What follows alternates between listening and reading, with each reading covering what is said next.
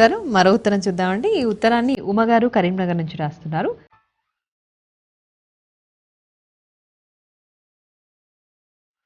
కనుమ రోజు పితృకర్మలు ఆచరించాలా తెలియచేయండి అని అడుగుతున్నారు. ఈ సంక్రమణం కాలంలో కర్మలకి ప్రాధాన్యం ఉన్నది.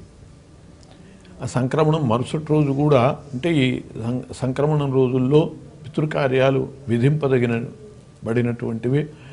అసలు పితృకార్యాలు అనేటటువంటివి ప్రతిరోజు చేయాలి, నిత్య తర్పణలు చేయాలి. పితృదేవతలకి సంక్రమణాన్ని పురస్కరించుకుని మాత్రము తిలతర్పణలు చేస్తారు.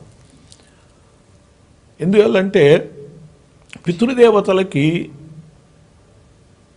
జలతర్పణలు, వాళ్ళకి మధ్య మధ్య పానీయం సమర్పయామి అన్నట్లుగా మధ్యలో నీళ్ళు ఇచ్చినట్లు.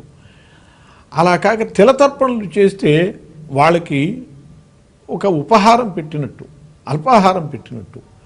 మామూలుగా తిథులలో వాళ్ళు పోయిన తిథుల్లో చేసేటటువంటిది ఆహారం ఇచ్చినట్టు.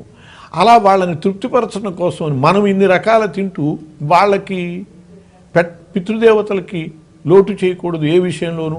అందువల్ల ఈ సంక్రమణాన్ని పురస్కరించుకుని ఈ సంక్రమణము రోజుల్లో పర్వదినాలలో వాళ్ళకి తర్పణలు ఇవ్వటం అనేటటువంటిది, నిత్యతర్పణలతో పాటు తిలతర్పణలు ఇవ్వటం అనేటటువంటిది అది కూడా విధిగానే చెప్పబడింది. గురుగారు